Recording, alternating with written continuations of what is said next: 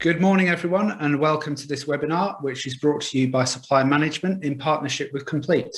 I'm Robert Jeffery, I'm Editor-in-Chief of Supply Management, and today we're going to be talking about the concept of a digital-first approach to procurement. Nobody would argue with the notion that digital increases efficiency, it cuts costs, and it makes procurement far more agile. But it does also involve a shift in mindset and an understanding of its own limitations. To discuss the topic in more detail, I'm delighted to introduce two experts, Max Kent, who's the Director of Procurement at Compleat Software, and Nick Jenkinson, the Chief Procurement Officer at Santander UK. So do get involved, do submit some questions for Max and Nick, put them in the box below the player, which you may have to exit full screen view to access.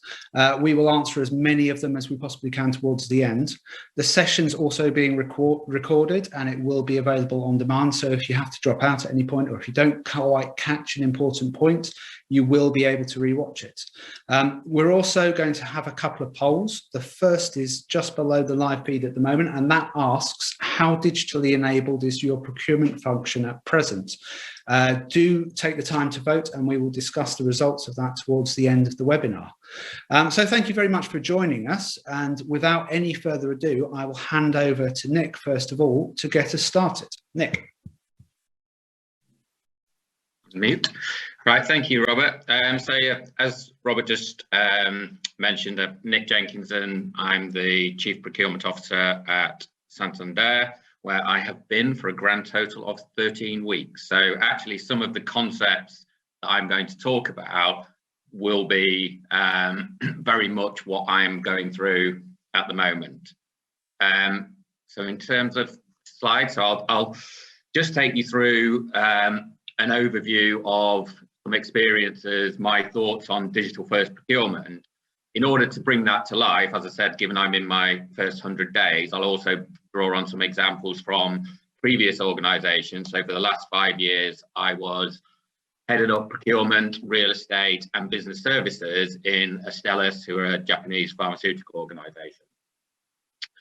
So in pulling this presentation together, because obviously there are a lot of events that talk about digital first procurement, so I was trying to think about really the key questions, the key angles, and obviously, as you can see here, there is an elephant in a room. I think the key thing really about is what is digital. So in order to sort of take it back to basics, in order to take it back to basics, I was very much looking at what is the definition of digital. And as you can see, the dictionary definition will give you various different things, many of which will be meaningless in the environment we're talking about, but really focusing on this last point, which revolves around the use of computer technology. And so looking at the digital revolution. So given that, it doesn't seem to be an overly complex subject, because the reality is we're all sat here on technology at the moment. We're all digitally enabled in everything we do every single day of our lives. However, when you start to look at this discussion topic, and I think when you look at digitally enabled implementations that have happened in procurement and how our stakeholders often feel, this is actually fairly commonplace in terms of having that real clarity. Are people really clear on the process? Is it quite the home Amazon type experience that they experience every day of their lives? And I think often we find that we do find challenges. So really started to look at what the reasons behind that, and really what are the key steps that I've used previously, and also that I think act as a great driver in having a successful implementation.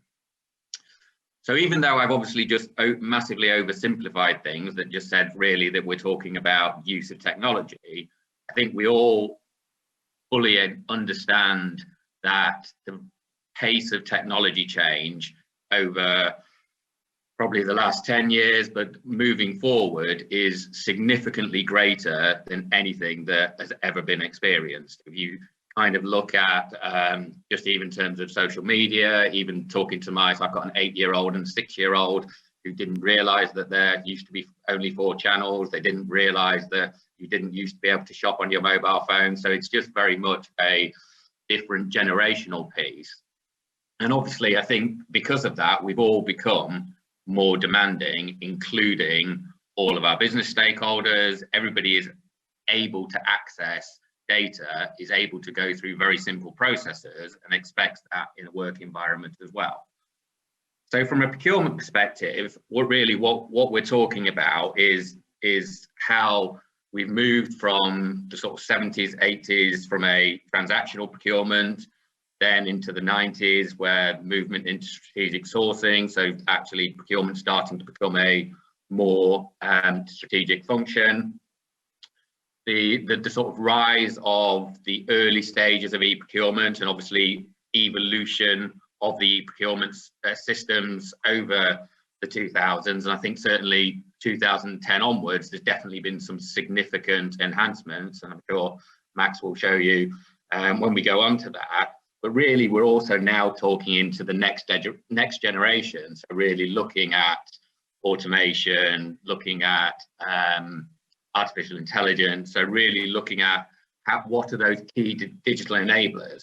I think one thing that I will sort of massively stress is that in order for the right-hand side of this chart to be successful, I truly believe that the left-hand side needs to be in place, and that you need to have that very strong foundation. You need to have a fundamental end-to-end process, which then you can start to build the digital enablers off the back of that. So I'm going to go through now really some key steps in terms of having digitally enabled transformation. As I said, I'm 100 days in my new role, and therefore a lot of the things that I will talk about, I'm going through myself, I'm questioning myself, I'm developing that digital roadmap as part of the transformation roadmap that we're going through. I think the first important point is around listening. I think it's really, really important to understand the challenges that the business is facing and what it is, what experiences are they looking for.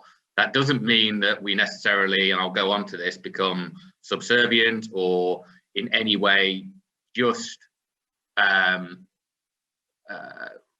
work or just resolve those challenges. But I think what is critical in order to get a business case and in order to get the return on investment is that we're really focused on solving business problems as opposed to it being an inward-facing procurement activity. I think if it's an inward-facing procurement activity, generally they're the projects that you see fail. And also, if you're questioning, how do I sell this? How do I get a return on investment?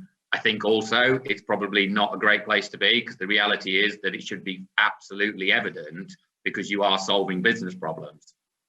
I think the second piece is really, really understand your processes. So really understand them in a real level of detail, because on the one hand, you're listening to the business, but on the other hand, you really need to understand some of those challenges.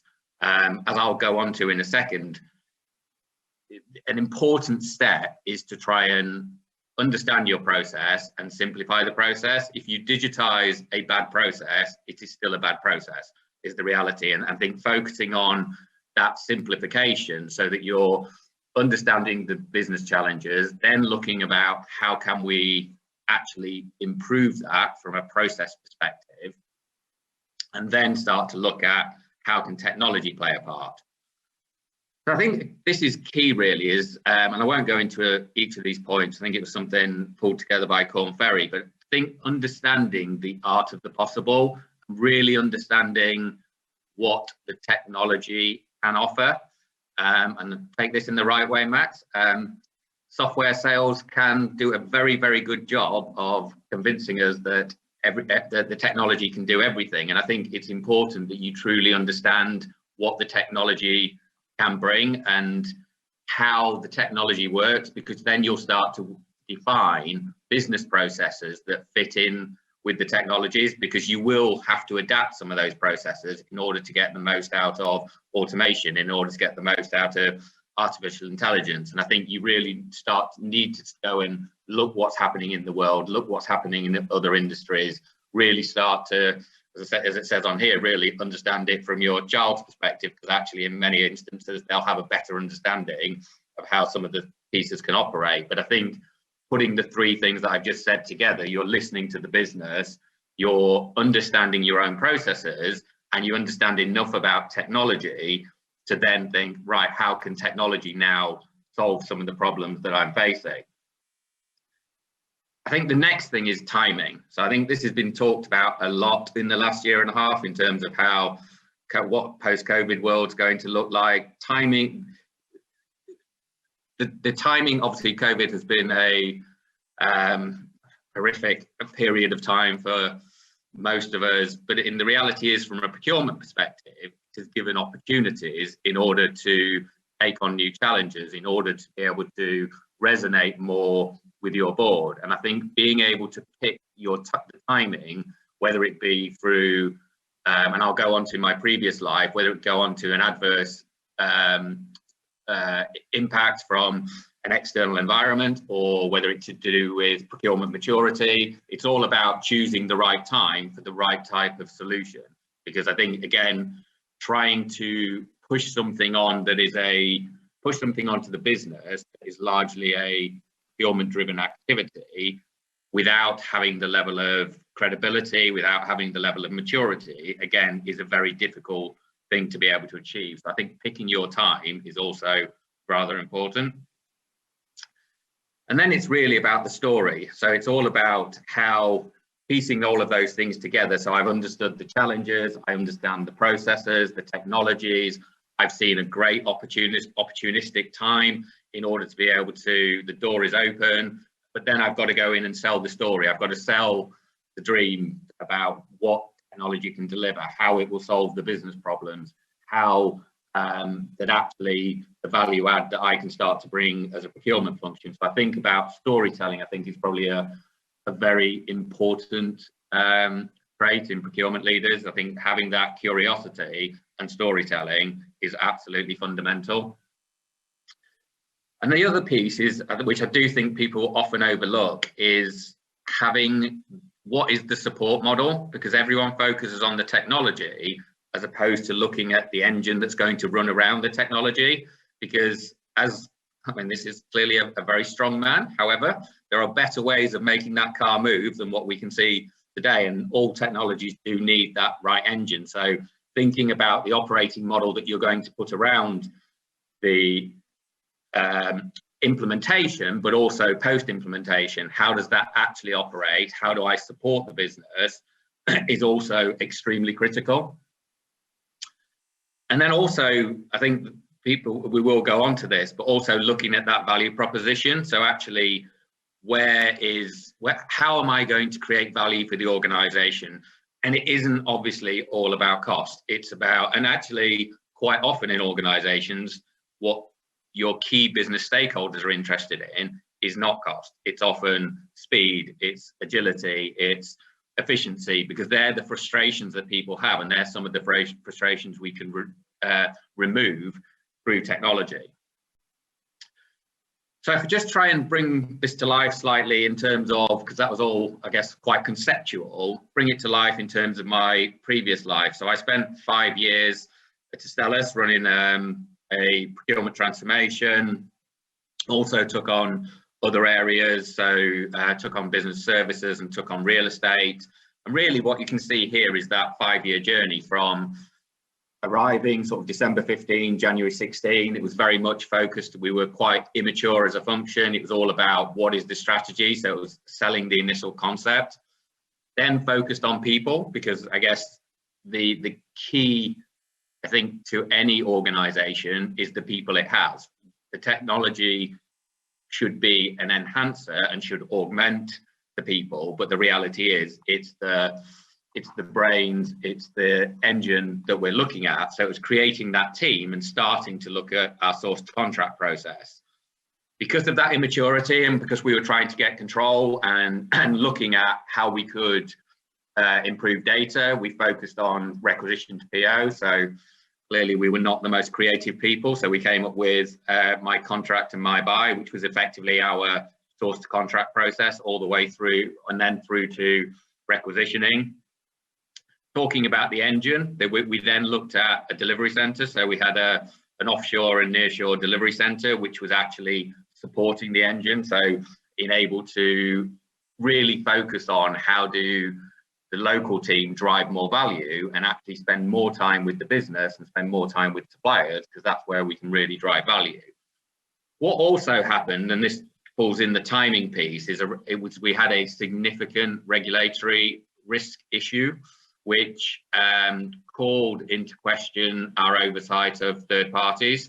So as a result, an opportunity was there for me. It was obviously a significant problem, but there was an opportunity there about how do we holistically look at our end-to-end supply base. And so we put in a global risk management solution. We enhanced that with artificial intelligence, but we had that very, very open door because we needed to significantly improve in a short space of time. So that really shows the timing piece. We'd understood the business challenges and we were able to adapt technology to solve that. We then went into probably a stabilization period. So actually we'd done the end-to-end process, we had it there, and then it was all about improving it, making it more efficient, looking at iterations. I think all technology is always going to be an iterative process. Nobody ever gets the perfect solution on day one. So it's about how do you continue to evolve that. And by the end of my time there, we'd got to quite a mature place. So really we were then thinking about how do we enable business and partnership relationships with supplier partnership relationships. So we implemented collaboration and innovation tools, which were really business to business. So as opposed to being procurement driven tools, very much focused on how do we get direct interaction with our key strategic partners. And so that kind of took us through that supplier life cycle. I won't go through each of these, but I think in terms of then the core pillars from a return on investment perspective, I think generally what you'll see here around efficiency, around the effectiveness of procurement, around standardization, that was a key driver for me in my previous organization, and will be a key driver actually in Santander as well. And then also that operational excellence. Everybody wants to have a simple process. They don't want a very long, cumbersome, they don't want to be in and out. We're not paying people to be involved in procurement processes. We're paying people to do marketing. We're paying people to do technology. So actually focusing on that operational excellence. But I think I think the actual deliverables that you can see on this slide, slightly different because they were tailored for my organization. But I think generally those pillars will be what you see in a business case on an ongoing basis. So just to close, really, I think these are sort of the key messages, really. I think having that strong foundation, I can't sort of reiterate enough. I think people get a little bit lost at the moment in terms of how can I have a great use of artificial intelligence? How can I use automation? How can I use data analytics? But you've got to kind of go through a step-by-step approach where you're building the foundations and then you start to bring the digital enablers. I think listening and understanding both your business stakeholders and your processors, make sure you really, really understand so that you can drive the improvement. I think understanding the art of the possible is absolutely critical. You need to understand what the technology can offer. And based on that, my initial point around digital actually becomes kind of meaningless because it's very much about adapting to digital for your organization. I think next to of automating the simple, once you understand all of that, automate what you can so it's simple, so that we're not spending time on simple repetitive activities, but then try and simplify the complex. So through analytics, through data, through artificial intelligence solutions. I think that piece around checking the engine. So actually make sure that you're focused on business processes and business interactions, not just the technology, because the technology will take you so far, but you need to build an operating model to wrap around that. I think really the last point is really around picking your moment and then selling the dream. It's really about pulling all of those things together, being able to understand your business, understand what the technology can offer, being able to have a enhanced support model, but really then thinking about what your vision is, how you're going to drive that, and how are you selling those concepts internally within your business. So in terms of, we're obviously open for questions, as Robert mentioned. I think we're going to take some questions at the end as well. I think I was just going to pass back to Robert now, who I think is going to do a poll before we pass over to Max, but obviously here for questions, so please let me know if you've got any. Thank you. Thanks, Robert. Thanks, Nick. Really interesting points there. And yes, as you say, we are open for questions. Please do pop your questions into the box and there will be time to ask them of both Nick and Max at the end. We did put a poll to you at the outset, and we asked you how digitally enabled your procurement function was at the moment. The results are in, and the overwhelming majority of you, 57% in fact, say you are not currently digital but keen to become more so, with 29% saying you're somewhat and keen to digitise further, and 14% somewhat but restricted in what you can currently do. So before I hand over to Max, we are going to open a second question, which is looking at what your key challenges are to digitisation at the moment. Please do vote in that, and please do keep your questions coming in. But in the meantime, I will hand over to Max. Thanks, Robert. Thanks, Nick. Thanks for the intro there.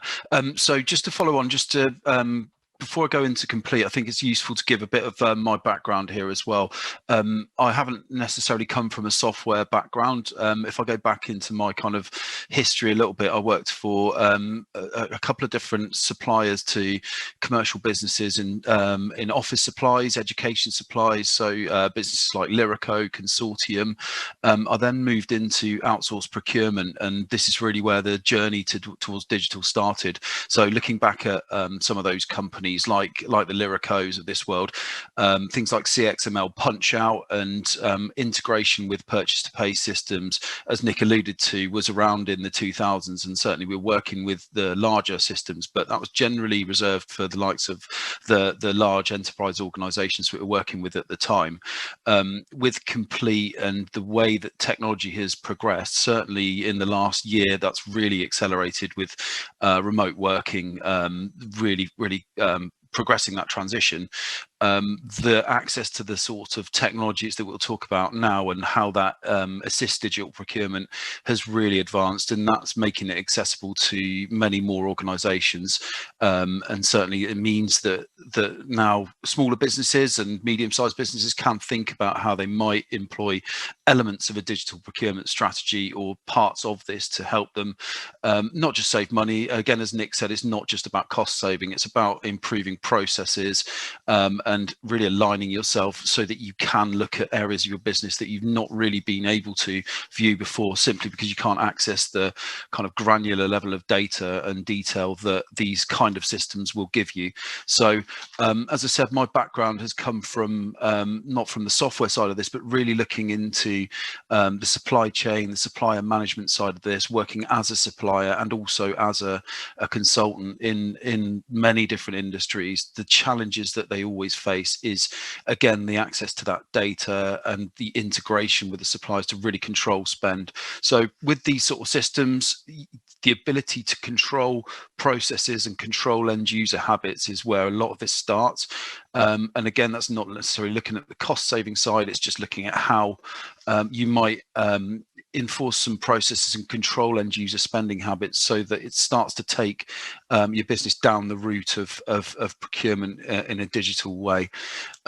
So moving into the first slide, some of the businesses we work with here, I think it's worth giving some oversight on, because not one sector this is appropriate for. As you can see here, there's just a selection of the companies we work with, but travel, housing associations, charity, facilities, scientific research, most businesses that have a need for some control of their procurement don't have access to necessarily the data, predominantly a lot of these multi-site as well.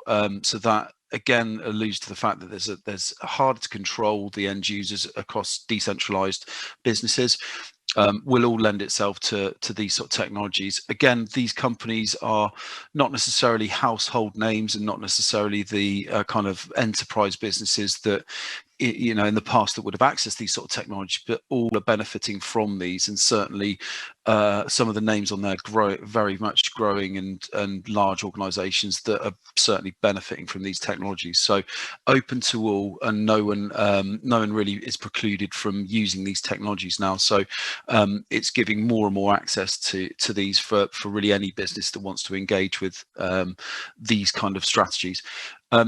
Just taking a look at how we operate quickly, this is the cycle of work that we tend to work through with our customers. It gives an idea of around the processes that Nick was talking about and how this actually plays out from our perspective when we work with our customers. So fundamentally to all of it is accounts payable automation to us. So it's the organizing of a well-managed purchase order requisition process. So controlling the end user habits, the suppliers they're using, how they access it, how they raise purchase orders is fundamental to the process. We then have digital invoice capture, which is another cornerstone of the whole technology.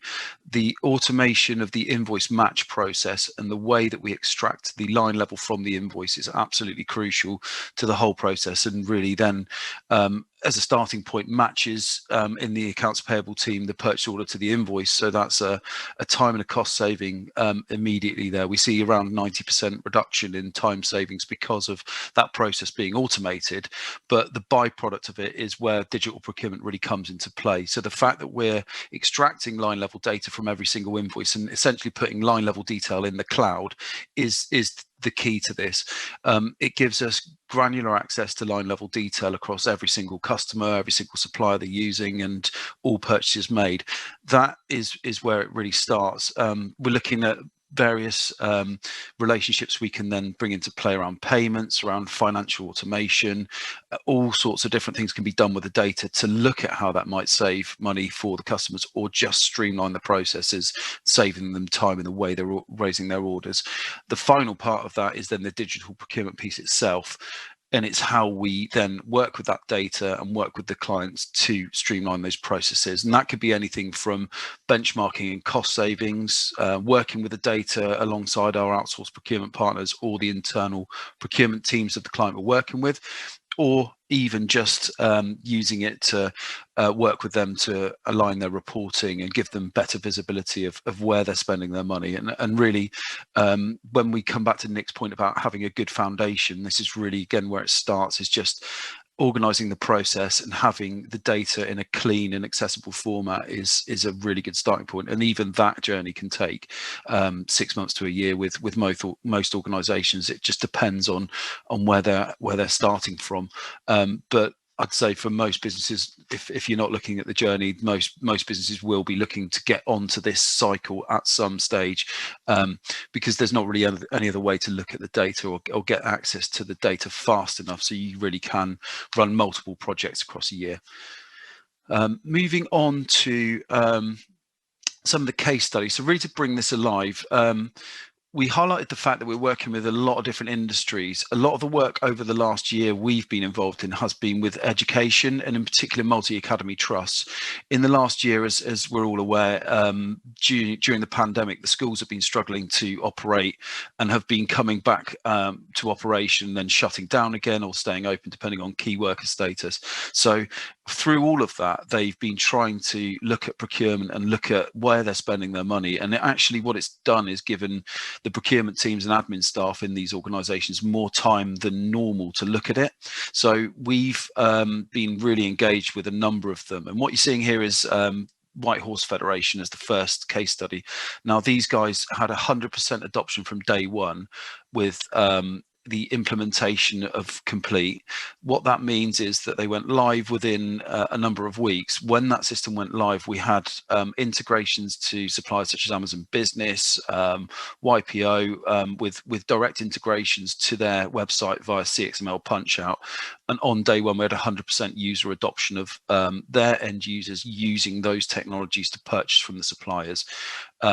That completely changed the way they purchase from compliant framework approved suppliers, and really then started them on their cost saving journey. That's 220 end users as well. So obviously not the largest organization in the world, but that's still a huge amount of end users to get onto a software system and using it correctly from day one. So they have seen some significant changes in terms of organizing their processes, how fast they can get orders on the system, and then ultimately the visibility of the data they see. So the cost savings they now are able to even think about making are completely different to where they were a couple of years ago before they put these systems in place. Second case study I wanted to highlight for everyone here is Girls Day School Trust. This one is much more about the line item detail and granular data analysis. What we worked on with these guys initially was to analyze the data we had coming through the Compleat system and look at areas for cost savings that could be made very quickly, because they at that time had a procurement team of 1 across 26 schools. Now, most of the schools have had over 1,000 pupils in each one, so you've got a huge amount of spend going through that was really never been reviewed and never really been looked at in any degree until their new procurement team came in. Firstly, we looked at paper. We were able to see a £17,000 saving within paper. They were using over 50 different suppliers for paper, had no idea of the suppliers they were using across the individual schools, and that didn't even need to be tendered. It was just simply saying that all they needed to do was buy from one supplier, which they already had the best price from, and not use the others that were using. And unless you had access to the data, they had no idea that that saving was available within the pricing they already had. We then moved on to looking at food and catering. Again, it was a similar idea of taking all the line item data from our system across every single piece of food and catering equipment they'd been purchasing in the last 24 months, which came to around £5 million worth of food ordering. Again, multiple pricing being charged by same vendors across multiple schools. So that again was not visible until we're able to analyze the data. That's now showing a projection of around £700,000 savings, and will significantly change the way all of those schools provide food to the children. We're now looking at more added value areas around that, in terms of bringing things like Natasha's Law and allergens and ways to order so that the food and catering can be purchased in a compliant way that is easy for their catering staff, but also adheres to the allergy laws and recipe management systems that are required in that. So it starts with the data, but then very quickly evolves into looking at the control systems that can be brought in around this. Again, it's where you start on the journey. So moving on to the next slide. I mean, that's pretty much it from me, really, just to highlight some of the case studies and the way we work. I don't want to go too heavily into the technology side of it because there's so many different things we can access, but it really does start with the data and how you access the data, how you get it from either an invoice or a purchase order, and then the way you can access and present that data is really the key that we see to the digital transformation of procurement.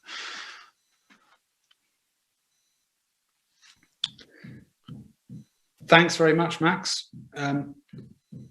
That's great. And we have the opportunity for questions. So any questions you've got, please do pop them into the box below the player. You might need to exit full screen view in order to do that.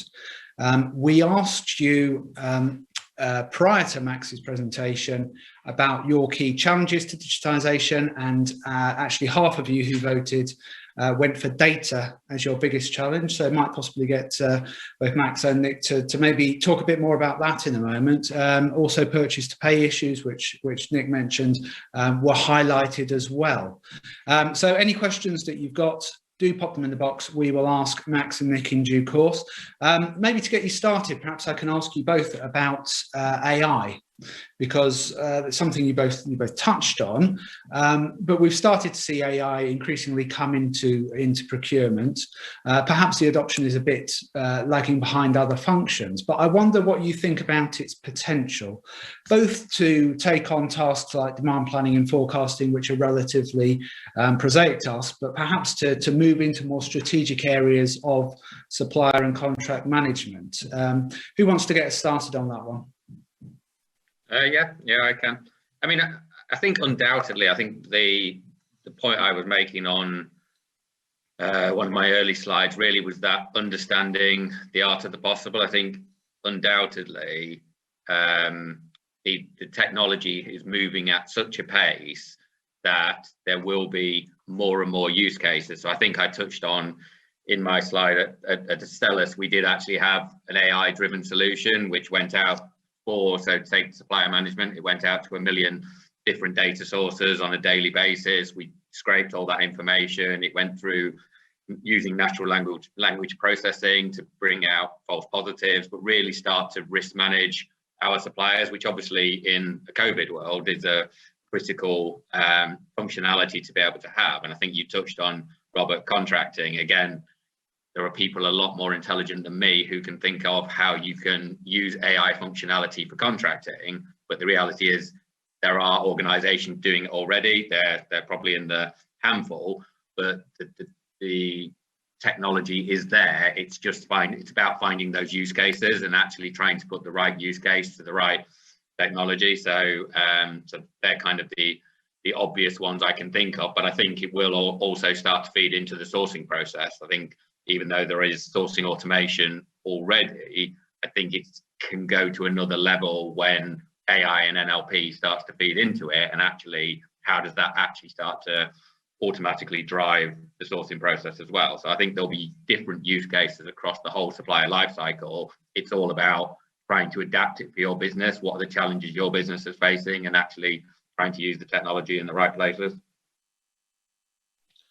Sure. Max, any thoughts on that from your perspective? Yeah, absolutely. So from our perspective, again, it's back to the invoice data. And if you think about the myriad of different supplier invoice formats that can be presented through to a company, and how you even think about getting that data from an invoice into something meaningful where you can really see the money you're spending or that organization is spending across its categories, its nominals, its vendors, you have to have some form of AI technology to get that data accurately from an invoice.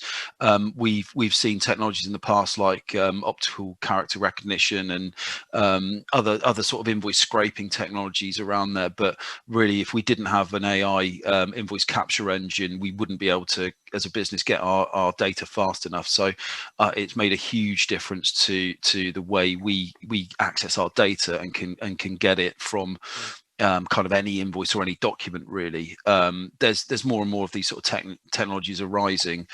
What we see from that perspective is, again, that access to data for companies becomes cheaper and more accurate as a result of AI, which gives smaller businesses and those sort of less than enterprise size organizations ability to access this now. So it's making and will continue to make a huge difference. Oh, so we've got a question coming in, and I will put this to you first, Nick. What time frame would you give to complete the process of becoming fully digital before readdressing the process? And this is from somebody who says their organization keeps losing interest at board level, and she wonders if she should be readdressing the process more frequently. And I guess this, comes back to any change management process and whether it is ever actually truly completed. What are your thoughts, Nick? I think it is an evolution, but I think going back to the points I made in the presentation, I think it's finding those use cases you can access. So I'll give you an example. We talked about that I had the burning platform in terms of we had a regulatory issue. We went from zero, having pretty much no risk management capability at all, to a fully working solution that was live in 30 plus countries in 6 months. So we had to design all the processes. We had no processes. We had to get the business case signed off. But because there was a huge amount of impetus behind it, and we'd found the right business challenge, we were able to get huge amounts of momentum behind it.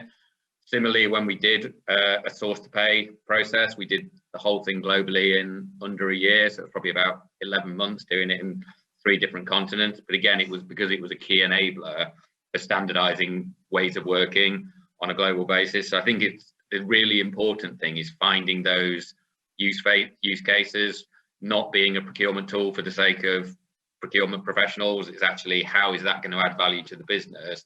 What are those use cases and how can I solve it? Because you will, A, get your business case signed off much quicker, B, you'll get the resource required in terms of getting people on board, and then finally you will be able to accelerate that pace. The fact is, like I said, nobody ever gets it right first time. We will have to go through evolutions, and I think that's probably an important thing as well, is don't oversell. So don't oversell to your board that actually you are going to give them all this absolutely one-touch experience, because that will take you a long time to get there. So actually it's all about taking those iterative steps, showing the benefit. How do you then evolve it? But and the other thing I would say on that, sorry, finally, is the foundational piece that I talked about and Max talked about, I think is quite important, because once you're there, it's a lot easier to extend than it is to rebuild. So you're not really talking about rebuilding, you're talking about extending, adding extra functionality, extra improvements. The beauty of cloud systems is obviously that naturally happens anyway now, because obviously people like Compleat are always focused on how can we improve things, how can we bring in new technologies. So you naturally get that as part of the cloud solution anyway. I mean, Max, from your perspective, is there a point where people can say, yes, we are digital now? Yeah, I believe so. I think it's a journey with every business, and it's where they start to digitize things. Even just getting that data into the system is certainly where they start that journey. Once they're on that journey, they are making the right steps to do it. So, they could probably say at that stage. I think a lot of this failing at board level is a really interesting point as well, because it's there's a cynicism around these systems and the cost savings and the return on investments that are, I guess, naturally presented by the companies such as ours. Even will purport to making cost savings, and really we don't know until we get in and we see how that business operates, what sort of prices they're paying, what suppliers they're using, their ability to control things. So it's a journey, and normally we align with procurement to work with them to present the concept to the board, to say about how this might start to work as a proof of concept, and then take them on that journey. Once those systems are in place, maybe they can say that they're truly digital and have digitized their procurement process. But yeah, it all starts with building in the understanding to the board and taking them on that journey, I believe.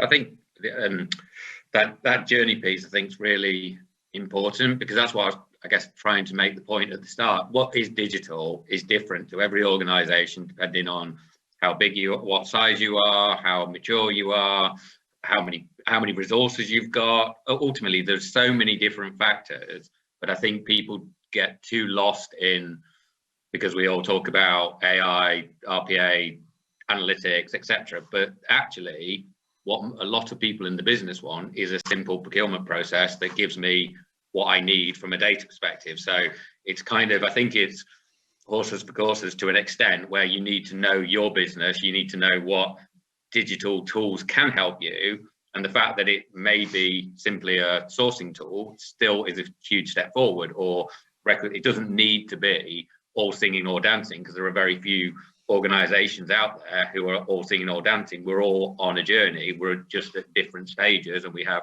different resources available, and we have different capabilities available to us. So it's all about really circumnavigating what's best for your organization. Sure, thanks very much. So keep your questions coming in. As I say, the box underneath the player is the place to ask them.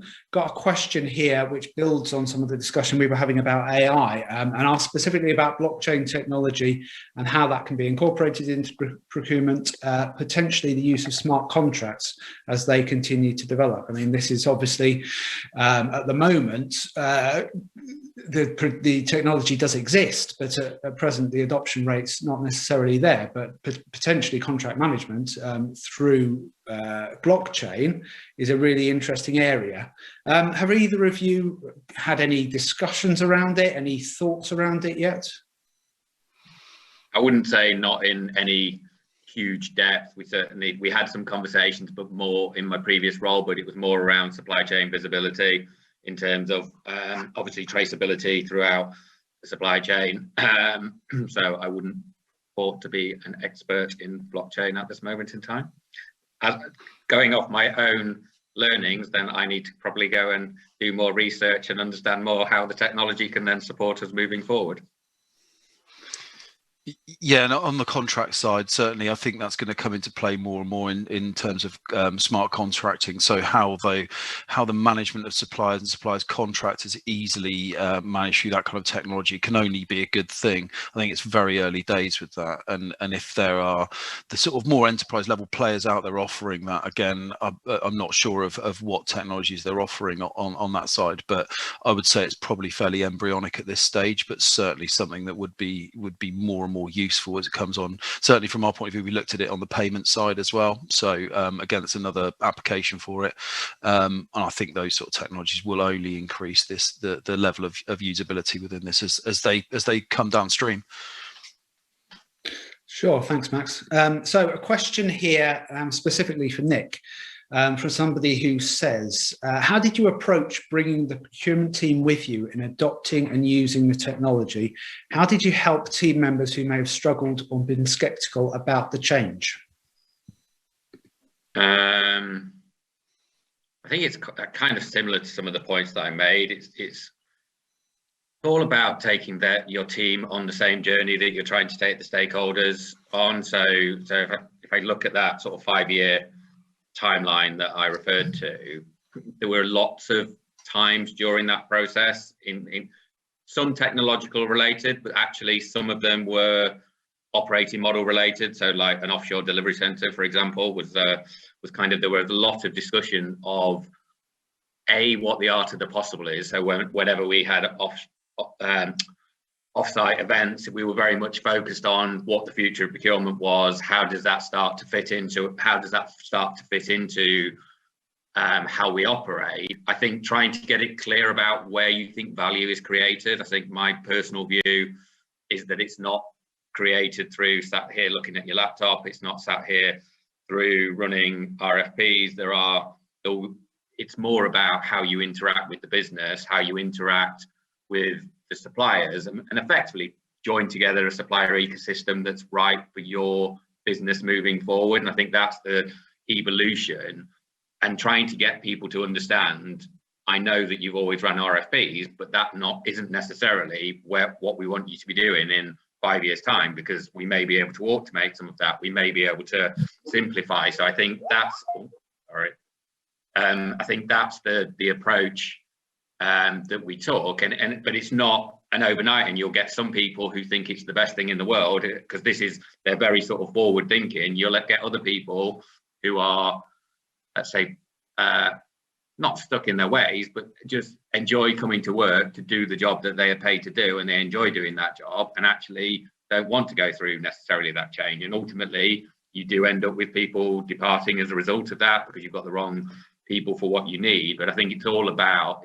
I think that storytelling piece that I mentioned earlier, I think the two biggest traits I really look for is curiosity, that actually you want to go and look, and actually how do you then tell the story, and how do you sell that dream. I think you can bring people with you, providing you're sort of selling that vision. And as I said, I'm in my first 100 days. We're going through exactly that process at the moment. I've inherited a new team. We're sort of building up a new team moving forward. So all of those things that I kind of have developed in previous roles, I'm very much in that at that point in the moment as well. Sure. Still a little bit more time for questions, so do pop them in the box if you want to ask them, and we will try and get through them all. We've got another one here which is relatively similar, but I'll put it to you, Max, and it's asking about building the right capabilities and skills when you're leading a digital transformation program. I mean, with clients generally, when they are embarking on a program like this, to what extent do you find that they have to address some of those skills and capabilities?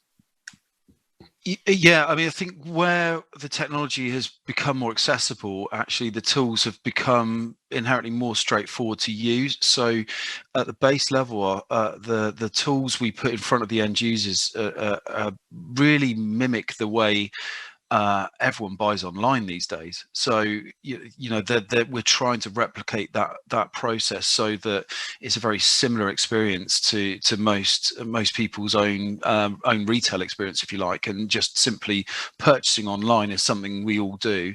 I think where we've seen digital transformation just accelerate so much over the last year, everyone's taking those kind of shopping experiences into the workplace. What that's producing is not the ability, but more around the end users making more and more decisions outside of the finance department. So finance will try and specify who is being used and where the money is being spent, but then the end users, if that's not an accessible solution, will go off and buy from other places where they find it easy to do so. So it's around enabling that. I think the more intuitive the tools become, the less skills that the end users and people interacting with the system actually need to have. Now, I think as a change or procurement team leading the process, knowledge of these systems really does help. I think it then comes more of the difficulties, I think, come into IT and the integrations into other legacy or existing pieces of software or systems that are in place that whether it's our system or another needs to talk to. So I think that's probably the most important piece is how the integrations work, what software you already have in place in the business, and how that is understood within the organization, how it interacts with our software or anyone else's. A lot of these processes we see where they do fall down is because we will go into a process, talk to a customer or client about how the software can improve their business processes, and what it will generate is then a further look at all the software integrations to have in place, going right into the finance system, ERP platforms, that kind of thing, and that can produce a whole different project on digital transformation, which really we then take a back seat, because it could take businesses another year to 2 years to really look at other fundamental software pieces they have in place before they get back to us. A problem with that is that they'll miss out on all the cost savings they could make in that time. But again, coming back to Nick's point about building the right foundations, may be the best place to start if you haven't looked at those technologies already. So really it's about the skill set of the people and that they have in place, and then the understanding of the systems they've already got and if they're fit for purpose or not. So one last question I'll just put to you here, which is about the scale of investment that might be involved in this type of transformation. And I'll ask you that one, Max, but then Nick, I might get you to reflect briefly on how you get senior buy-in if there is investment which is required. So Max, any thoughts on that? Yeah, I think, again, coming back to my point about the cynicism around cost savings with these kind of technologies, what we like to do with all clients is look at a proof of concept and how we might look at some improvements and some savings from day one. So that then builds a tangible ROI model, which actually has some sort of proof of concept linked to it. So it's not just saying let's implement the system and implement every single part of it so that it's perfect, and then we'll get all the benefits from it. As we said, it's a journey. So I think taking this in bite-sized chunks is really the only way the businesses can operate with it. I think going with a big bang approach doesn't necessarily work, because you don't know the challenges you're going to face. Even just talking about that integration piece there, that can be huge. And it's a real understanding of the business, and the way it's going to roll out this kind of strategy is the most important thing. And aligning with which phases of the project are most important is how it normally plays out. And so, Nick, from your perspective, do you find leaders are generally receptive to this type of conversation? Are they willing to make an investment if there is a well-made business case? I mean, I think yes. I think it's all about, like I said earlier, it's about what is the business problem that you are solving. Because I think, as Max said, people can get skeptical if you start talking too much around, well, we'll deliver X amount more savings because of Y. They can have a level of skepticism. So I think it's really coming back to my points. It's understanding your processes, understanding what those challenges are, understanding what problem it is you are going to solve. And obviously, I'm going through this exact conversation at the moment. To be honest, I've got a slide deck to get ready for Thursday on this exact topic. But it's really about looking at how do you, as a minimum, be able to break even, and then actually how do you then enhance the ROI moving forward. And the one thing I would say is, and I wouldn't recommend anyone to do, is try and cut the cost too much in terms of your implementation, because what generally happens is that you don't implement it very well, therefore it gets adopted badly, which means you don't realize the benefits anyway. So it's kind of a slightly short-sighted approach that you end up cutting heads out of your project team, cutting heads out of an implementation, because it becomes a self-fulfilling prophecy that actually it doesn't deliver the benefits that you're looking for. So I think it's more about, even if it takes slightly longer, go find the use cases, go find where you're going to solve those business problems, then start getting those on the table and get some sponsors. I mean, if you've got other members of the board who are saying to the CFO, this is going to be great for me, it's going to be perfect in order for me to drive things forward. So really try and look at who your advocates are, get them on board, get them as part of that process, so that you're driving that in, as opposed to it again being a procurement for the sake of procurement conversation, which I don't think tends to work particularly well. Thank you. One last question, which we can squeeze in very quickly, and maybe it's a nice place to leave things as well. And this is from somebody who asks, what do you think the procurement department will look like 10 years from now? Max, do you want to take that one?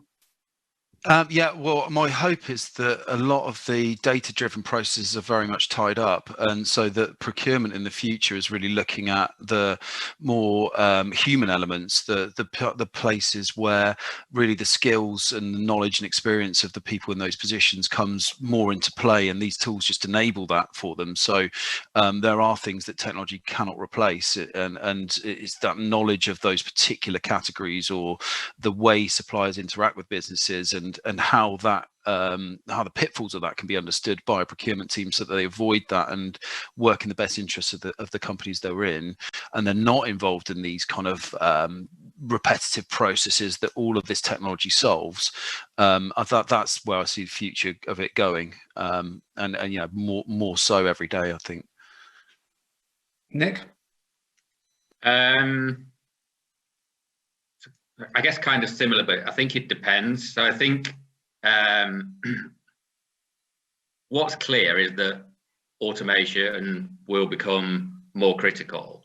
How people then start, ultimately we have X amount of resources, and we distribute, as part of an operating model, you distribute them where is most appropriate for your business. And I think there'll be decisions needed where, do you want to be the best digitally enabled organization? Do you want to be great at analytics? So actually you're taking this data, but you've got a team of data scientists. Do you want to simply have touchless procurement? So you're really focused on automation. So I think it will be decisions. I think it's kind of probably going to be that teams tend to be slightly smaller moving forward, because the amount of people you will actually need.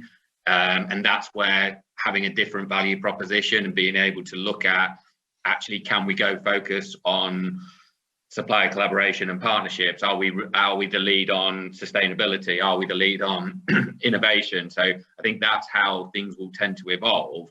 But I think it will be different for different organizations, because you just need to decide, what is it we want to be famous for?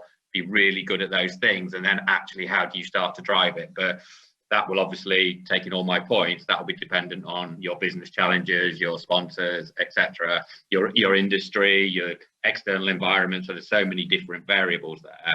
but I don't think there's a one size fits all, other than the fact that technology will enable more things, but how you do that will be different across the organizations.